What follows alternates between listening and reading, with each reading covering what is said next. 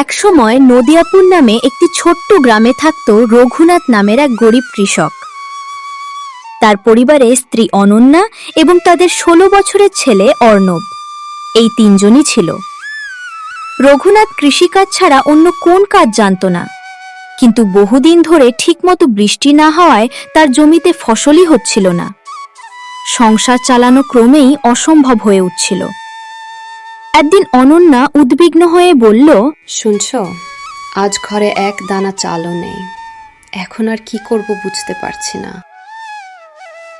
রঘুনাথ শান্ত করে বলল, চিন্তা করো না অনন্যা, আমি কিছু একটা ব্যবস্থা করি।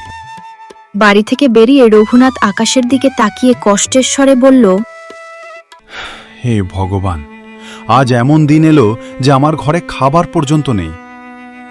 আমি না খেয়ে থাকতে পারি, কিন্তু আমার ছেলেটার কি হবে? বৃষ্টি না হওয়ায় ফসল হয়নি। এখন তো একমাত্র পথ জমিদারের কাছ থেকে ধার নেওয়া। সে গ্রামের জমিদার হরিধন সাহার বাড়ির দিকে হাঁটতে লাগল। হরিধন ছিল ধূর্ত ও লোভী, সবসময় কারো না কারো থেকে অন্যায়ভাবে সুদ আদায়ের চিন্তায় থাকত। রঘুনাথ আসতেই জমিদার বলল, এসো রঘু ভাই, কেমন আছো? কি জন্য এসেছো? রঘুনাথ দীর্ঘশ্বাস ফেলে বলল, খুব খারাপ সময় যাচ্ছে জমিদার মশাই। চাষের সব ফসল নষ্ট হয়ে গেছে, ঘরে চাল নেই, তাই আপনার কাছে কিছু ধার চাইতে এসেছি। বলো, কত লাগবে? ১,৫০০ টাকা চাই জমিদার মশাই। হরিধন সঙ্গে সঙ্গে বলল, এ আবার কেমন কথা? এমন খারাপ সময়ে এত কম? অন্ততপক্ষে ১০,০০০ টাকা নাও। রঘুনাথ দ্বিধায় পড়ল, কিন্তু শেষে ছেলের কথা ভেবে রাজি হল। ঠিক আছে, কিন্তু সুদ কত নেবেন? মাসে ৮% তোমার জন্য। আসলে তুমি তো আপনজন, তোমার কাছে কি আর বেশি নিতে পারি? রঘুনাথ চোখ বন্ধ করে বলল, ওরে বাবা, ৮% খুব বেশি, তবুও নিতে হবে ছেলের জন্য। তিনি ১০,০০০ টাকা নিয়ে বাড়ি ফিরলেন। সে কিছু টাকা দিয়ে চাল ডাল বাজার করে বাড়ি ফিরে অনন্যাকে সব কথা বলল। অনন্যা উদ্বিগ্ন হয়ে বলল, এত খারাপ সময় আর কি বা করার আছে? আজ অন্তত অর্ণব ভালো করে খেতে পারবে। সেদিন অনন্যা সুস্বাদু খাবার বানালো।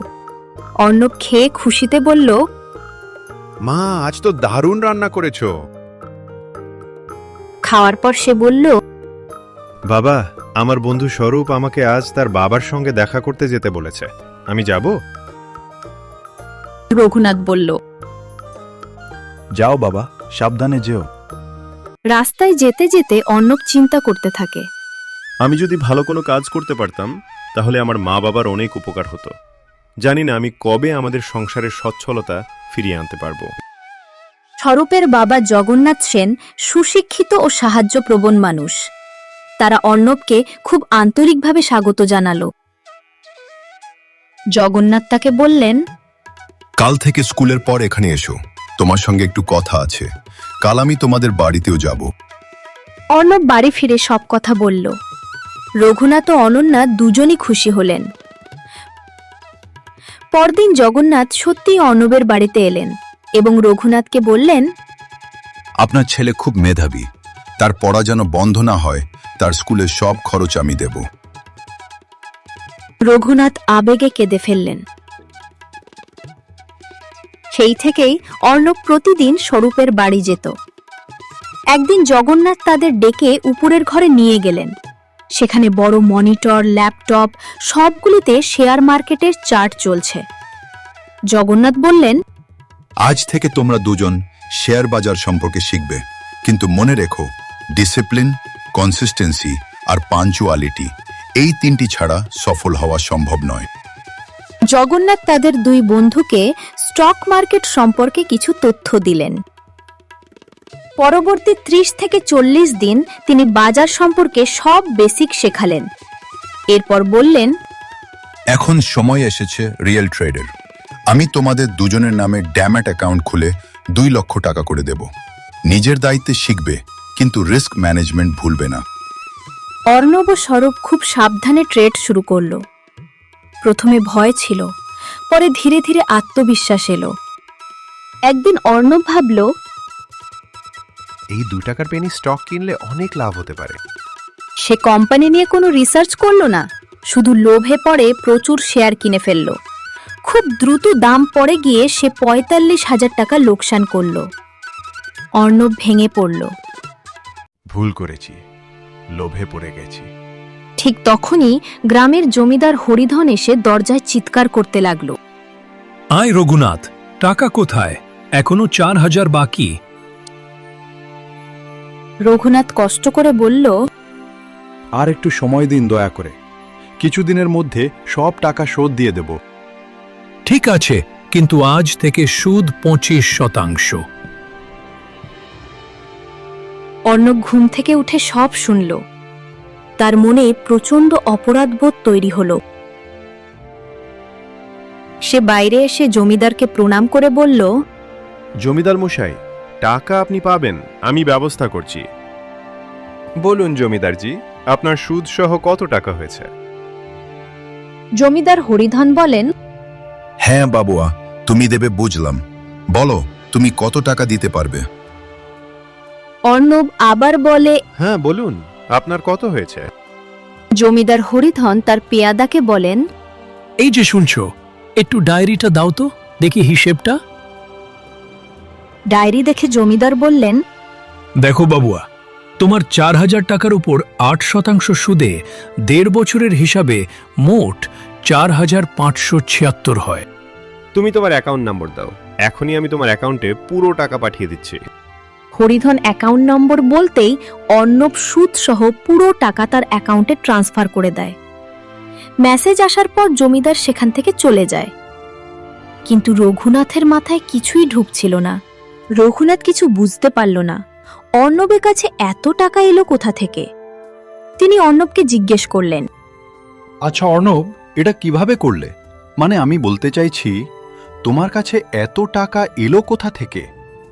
আসলে বাবা, আমি স্বরূপ কাকুর দেওয়া মোবাইলের মাধ্যমে ইন্টারনেট থেকে টাকা আয় করছি।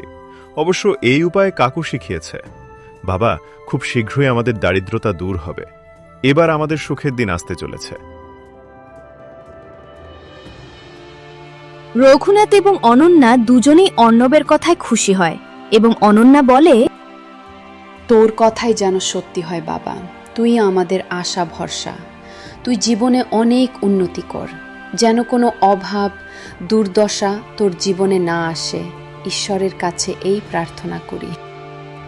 পরের দিন অর্ণব যখন স্বরূপ কাকার কাছে যায়, খুব নরম স্বরে সব কথা খুলে বলে যে তার ৪৫,০০০ টাকা লস হয়। তার চোখে হালকা জলও ছিল। স্বরূপ কাকা বলেন, অর্ণব, এতে অবাক হওয়ার কিছু নেই, এমন হয়। কিন্তু তুমি যখন নিজেকে কন্ট্রোল করবে আর ওই 3টা পয়েন্ট মেনে চলবে, তখন ভুল কম হবে আর তোমার পোর্টফোলিও বড় হবে। এগুলো ভুলে যাও, আর যত টাকা আছে সেগুলো দিয়েই আবার শুরু করো। এ কথা শুনে অর্ণবের মনটা হালকা হয়ে যায়। সে সিদ্ধান্ত নেয়, এবার থেকে কোথাও বিনিয়োগ করার আগে ভালোভাবে ভেবে চিন্তে করবে। এভাবে ৬ মাস কেটে যায়। রোহিতের ১ লাখ টাকা বেড়ে ৯ লাখ টাকা হয়, আর অর্ণবের ১ লাখ টাকা বেড়ে ৭.৫ লাখ টাকা হয়। এক রাতে অর্ণব খবর পড়ছিল। সেখানে বিটকয়েন নিয়ে একটি আর্টিকেল দেখে সে ভাবতে শুরু করলো, এটা দেখে মনে হচ্ছে মার্কেটে বিটকয়েনের দাম পড়ে যাবে। যাদের কাছে বিটকয়েন আছে তারা বিক্রি করবে, দাম আরও কমবে। এখন ১ বিটকয়েনের দাম ১৫,০০০ টাকা। দেখি কি হয়, রিস্ক ম্যানেজ করে কাজ করব। এই ভেবে সে ঘুমিয়ে পড়ে। পরদিন সকালে উঠে অর্ণব তার মাকে বলে, মা, আমি রোহিতের বাড়ি যাচ্ছি, ফিরতে একটু দেরি হতে পারে। অনন্যা বলে, শোনো, টেবিলে যে ক্ষীর ডাব্বায় করে রেখেছি, তোমার বন্ধুর জন্য ওইটা নিয়ে যেও, আর সাবধানে যেও। অর্ণব রোহিতদের বাড়িতে যায় এবং রোহিত ও স্বরূপ কাকার সাথে খবরটা নিয়ে আলোচনা করে। স্বরূপ কাকা বলেন, বাহ অর্ণব, এখন তুমি ভেবে সিদ্ধান্ত নাও, যেটা ঠিক মনে হয় করো। সেই দিন বিকেলেই খবরের প্রভাব বাজারে পড়ে। সবাই আতঙ্কে বিটকয়েন বিক্রি করতে শুরু করে। রাতে 10টার দিকে দাম ৫৬% কমে যায়। এক বিটকয়েনের দাম ৬,২৪০ টাকা। অর্ণব গত কয়েক মাস ধরে ছোট ছোট প্রফিট করছিল। রিস্ক নেওয়ার মতো পুঁজি তার কাছে ছিল।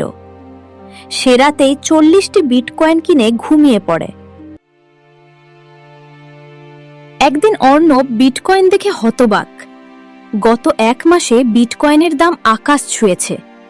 তখন একটি বিটকয়েনের দাম ৩,৫০,০০০ টাকা। ৪০টি বিটকয়েন সমান ১,৪০,০০,০০০ টাকার প্রফিট। সে মা বাবার পা ছুঁয়ে আশীর্বাদ নেয়, কিন্তু তখন তাদের কিছু জানায় না। অর্ণব স্বরূপ কাকুকে খবরটা জানাতে তাদের বাড়িতে যায়।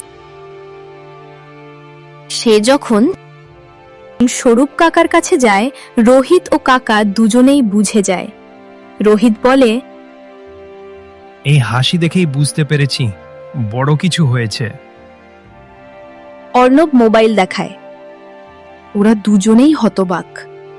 স্বরূপ কাকা বলেন, বাহ অর্ণব, ১,৪০,০০,০০০। এত তো আমি আর রোহিত মিলেও করিনি। এবার কি ভাবছিস? কাকা, আমি ভাবছি ৩০ বিটকয়েনের প্রফিট বুক করব আর বাকি 10টা রেখে দেব। চমৎকার সিদ্ধান্ত বেটা। ঠিক তখনই রোহিতের মা আসে এবং খুশি খুশি খবর শোনে। তারপর সবাই মিলে মিষ্টির ডিব্বা নিয়ে অর্ণবের বাড়িতে যায়। দরজায় অনন্যা দাঁড়িয়েছিল। ওরা সব ব্যাখ্যা করতে অনন্যার মুখ হাঁ হয়ে যায়।